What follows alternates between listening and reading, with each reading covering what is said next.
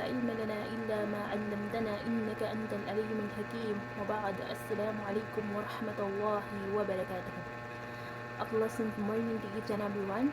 Today we are the presenter number 3 and before we proceed to our assigned topic, let us introduce our name. I am Hadia Yaqub Zakaria, together my co-presenters, Kamela Mangayaw, Siti Alaya Ali, Johara Molod, Selvi Mardia, Isnaira Sandar, at Aisa Osman. Okay, now, our assigned topic is all about the sources of Sharia. Okay, so before we proceed to our topic, let us recapitulate our last topic, last meeting, which is the meaning of Sharia, no? Naintindihan natin ng maayos yung mga diniscuss ni Ustaz, pati na rin ng ating mga reporters sa topic na yan. Okay? Okay, so diba, Sharia, sabi ni Sir, it is a way of life, no? So lahat is na nalalaman natin sa Sharia, or yun nga, it is a way of life natin. Okay, so sa Sharia, mahukom din dito yung mga, or napapasag din dito yung pag-aasawa, pagpapakamatay, suicide, or pagpatay, mga alitan sa pamilya, at pag-inom ng alak, or at iba pang pangyayari. So, nandyan yan lahat sa Sharia. Kaya siya tinawag na way of life. Okay. Sa Sharia, meron siyang mga sources. Okay. So, yun yung i-discuss natin. Mga sources of Sharia. Okay. Now, Sharia is have a 4 sources. Okay. Now, but as according to my research, Sharia is has primary sources and secondary sources. Okay. So, sa primary sources, kapag sinabi natin primary sources, it is the original sources, no? In short. So, sa secondary sources, it is a dependent sources. Okay. Now, malalaman natin kung ano nga ba yung mga primary sources and secondary sources of Sharia. Okay. Now, what are those sources of Sharia? Okay. We have 4 sources of Sharia. Number 1, in primary sources is Quran. Okay, Quran of Allah subhanahu wa ta'ala. Number 2 is the Sunnah of Prophet Muhammad sallallahu alaihi wasallam. Okay. Now, the secondary sources is number 3, Ijma. Number 4 is Qiyas. Okay, that is the 4 sources of Sharia. Okay, magkakaroon tayo ng short background. Ano nga ba yung 4 na ito? Okay, first of all is Quran. Okay, what is Quran? Okay, we all know that the Quran is the direct words of Allah subhanahu wa ta'ala, and it is revealed to Prophet Muhammad sallallahu alaihi wasallam by Jibril alayhi salam in the month of Ramadan and the Laylatul Qadr, or the night of Laylatul Qadr. Yes, alam ko na alam niyan kasi lahat tayo is nag-aaral ng Arabic, no? So, hindi mo dapat, or hindi mo papapasukan ng isang bagay kung hindi mo pinag-aralan, no? Halimbawa na lang, sa pagsasala. Hindi ka lang like tatayo-tayo ka lang ng sala kung hindi mo kilala ang Allah subhanahu wa ta'ala, hindi mo alam kung sino ang sasambahin, no? So, kailangan kilalanin mo muna kung sino ang Allah subhanahu wa ta'ala at ano yung Quran, ano yung nilalaman ng Quran, kung bakit ganun. So, lahat tayo ay required na pag-aralan ng Islam, no? Okay, that is the Quran. Okay, in Sharia, Quran is it is the first and highest sources of Sharia. Why? Kasi alam natin na ang Quran is andito na lahat mga nangyari at hindi pa nangyari dito sa mundo. So that's why Quran is the one and highest sources of Sharia. Okay. So, ano yung dalil natin sa Quran? Okay, the dalil sa Quran na beses natin na Quran is the sources of Sharia, or isa itong hukom. Okay? Sinabi ng Allah subhanahu wa ta'ala sa Surah An-Nisa, Inna anzalna ilayka al-kitaba bilhaqqi liyahkuma bayna an-nasi bima araka Allah. Okay, sinabi ng Allah subhanahu wa ta'ala sa malapit nitong kahulugan, katotohanan na ibinaba namin sa iyo ang Quran ng may katotohanan upang ikaw ay humatol sa pagitan ng mga tao ayon sa ipinapakita namin sa iyo. Okay, another, sinabi din ng Allah subhanahu wa ta'ala sa Surah Al-An'am sila malapit nitong kahulugan, maghahanap pa ba ako ng hukom bukod kay Allah, samantalang siya ang nagpahayag sa iyo ng aklat na ganap na ang pagpapaliwanag at ang binigyan ng kasalatan na nakakalam na ito ay pahayag mula sa Panginoon ng may katotohanan, kaya huwag kang mapabilang sa mga taong nag-aalinlangan. So, ibig sabihin, ang Allah subhanahu wa ta'ala lamang ang hukom at ang Quran ay sapat na sa gabay ng tao dito sa mundo. Okay? At so dito sa ayon na ito, ang sinabihan ng Allah subhanahu wa ta'ala ay ang Prophet Muhammad sallallahu alaihi wasallam. Okay. Now, what is the dalil or basis na Quran is the sources of Sharia, and ang Allah subhanahu wa ta'ala is ang tunay na hukom at ang Quran ay gabay sa mga tao. Wallahu a'lam. Okay. So now, ano ba yung mga example? Halimbawa sa pagsasala. Okay. Sinabi ng Allah subhanahu wa ta'ala, aqimus sala wa atiz zakat. So, that is one of the example, no? Okay, another, sa pagbabawal sa pag-inom ng alak. Ano ang sabi ng Allah subhanahu wa ta'ala? Ya ayyuhallazina amanu, innamal khamru wal maisiru rijsun min amali shaytan. So, ano pa? Ano pa yung mga example niya? Sa pag-aasawa. Okay. So, lahat ng yan is nasa Quran, na pag-usapan sa Quran. Okay. So, now, since naintindihan, so, again, the Quran is the highest sources of Sharia. Understood? So, since naintindihan, let us proceed to the second sources of Sharia, which is the Sunnah, or the Hadith of Prophet Muhammad sallallahu alaihi wasallam. Okay. Now, the Sunnah, the literal meaning nito is way. Okay, the technical meaning is the way of Prophet Muhammad sallallahu alaihi wasallam. Ibig sabihin, ang Sunnah ng Prophet Muhammad sallallahu alaihi wasallam is napapaloob dito yung mga sinabi niya, and yung mga ginawa niya, at mga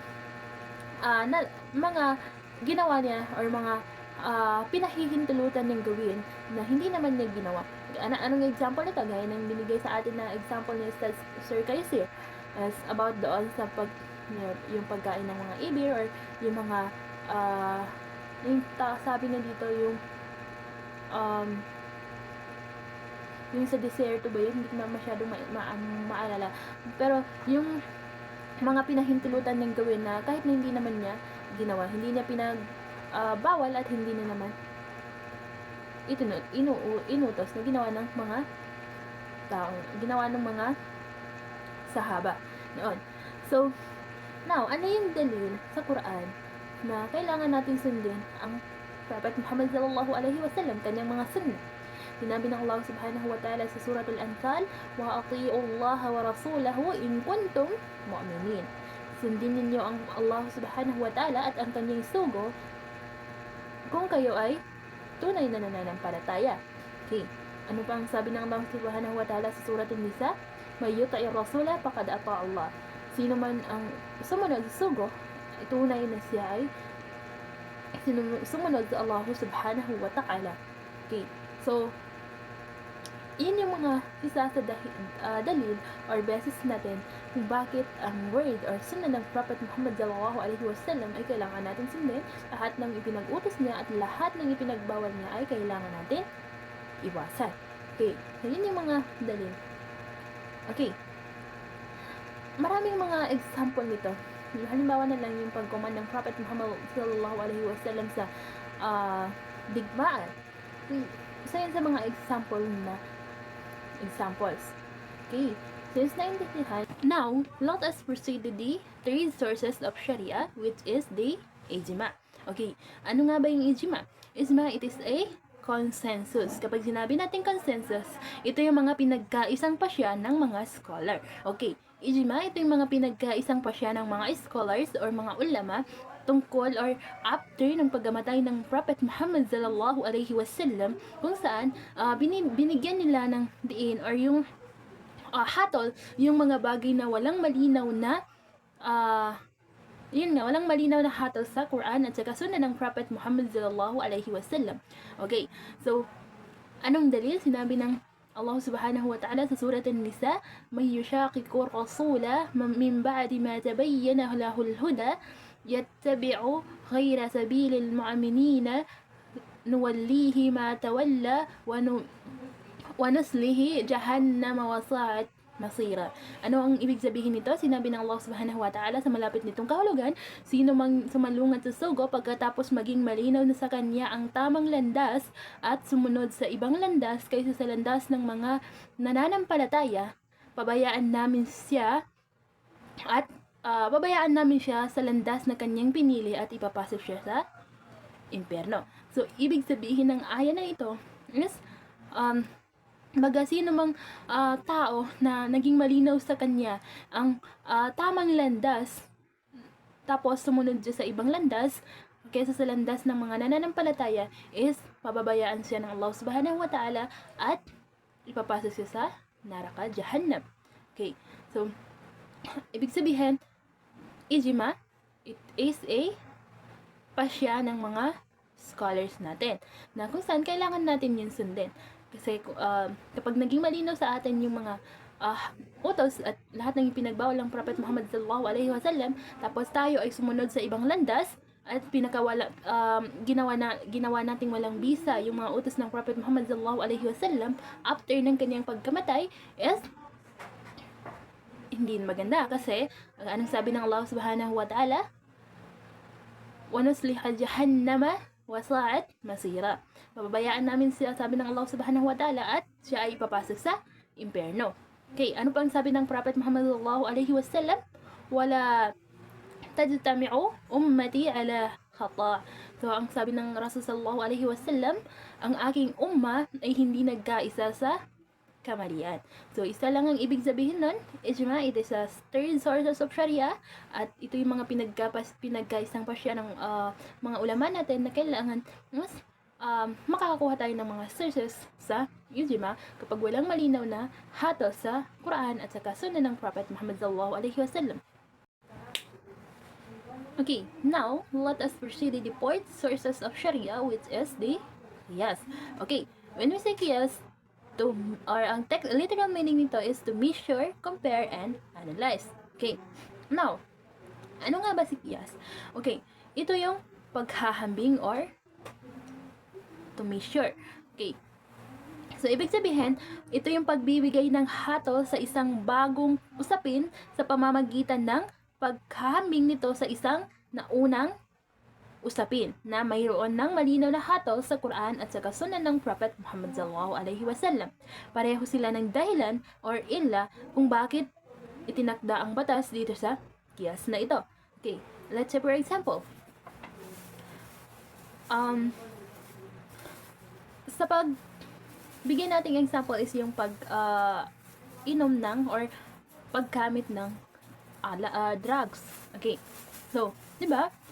Sa drug, kapag ginamit ng isang tao ang drug, nawawalan siya ng malay, nawawalan siya ng pag-iisip, na minsan nakakagawa sila ng mga kasalanan kapag while nagainom sila or nagagamit sila ng droga. Nasisira yung utak ng isang tao na para bang nalalasing siya. Okay, ngayon, kapag sa qiyas is kapag inihambing natin ang paggamit ng droga doon sa pag-inom ng alak, as magkapareho sila ng ila, no? Or origin. Kasi, di ba, kapag uminom ka ng alak, as para nalalasing ka, yes, nawawalan ka ng malay, nasisira yung kalusugan ng isang tao. So, that's why, pag-inom ng alak, it is a haram. Ano ang sinabi ng Allah subhanahu wa ta'ala? Ya ayyuhallazina amanu, innamal khamru wal maisiru rijsun min amali shaytan. Okay. Now, pag-inom ng alak at sa paggamit ng droga is magkapareho sila ng ila, na nasisira yung kalusugan ng tao, nalalasing siya, at nawawala ng malay na kung ano-ano yung nagagawa sa buhay. Okay, so that's why droga is haram. So, kasi inihambing natin doon sa alak na which is doon na pumapasok ang qiyas. Okay, intindihan. Now, okay, lastly, sa di ba, the sources of Sharia is four, no? We have primary and secondary sources. Okay, paano ba natin? Okay, ang qiyas is an analogy. Okay, nung pinadala ng Prophet Muhammad sallallahu alaihi wasallam si Muaz sa Yemen, tinanong siya ng Prophet Muhammad sallallahu alaihi wasallam. Ano ang tanong ng Prophet Muhammad sallallahu alaihi wasallam kay Muaz? Sinabi niya, paano ka nagpapasya kapag may dumating sa iyong kaso? Ano ang sinabi ng Muaz? Nagpapasya ako ayon sa aklat ng Allah subhanahu wa ta'ala, which is ang Quran. Okay, tinanong ulit ng Prophet Muhammad sallallahu alaihi wasallam, kung wala doon, ibig sabihin ng Prophet Muhammad sallallahu alaihi wasallam, kung wala doon ang hatol sa Quran, ang sagot ng Muaz radiyallahu anhu ay iaayon ko or hanapin ko sa sunnah ng Prophet Muhammad sallallahu alaihi wasallam sa kanyang sugo, sa sugo ng Allah subhanahu wa ta'ala. At tinanong ulit ng Prophet Muhammad sallallahu alaihi wasallam, sabi niya, at kung wala pa rin doon, ano ang sinabi ni Muaz? Gagamit ako ng ijtihad at pagsisikapan kong mahanap ang sagot nito. So, ibig sabihin, ang gagawin ni Muaz is kung wala sa Quran at wala rin sa sunnah ng Prophet Muhammad sallallahu alaihi wasallam, ang gagawin niya, gagamitin niya ang kanyang ijtihad at sisikapan niyang mahanap ang sagot nito or hatol nito. Like, gagamitin niya ang ijma' at qiyas. Okay.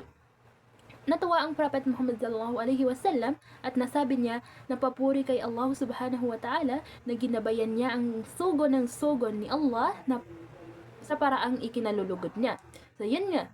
So, and isa lang ang pinapakita nito na ang tamang pagkasunod-sunod ng pagkuha ng batas ay from the Quran, kung wala sa Quran, is to the sunnah of Prophet Muhammad sallallahu alaihi wasallam. Kung wala pa rin, doon ka sa ijma na pinagkasunduan ng mga ulama after ng pagkamatay ng Prophet Muhammad sallallahu alaihi wasallam. Kung wala pa rin doon, gamitin mo ang qiyas na kung saan to measure that situation. Okay, understood? So now, since naintindihan, now let us end our class today and thank you for listening.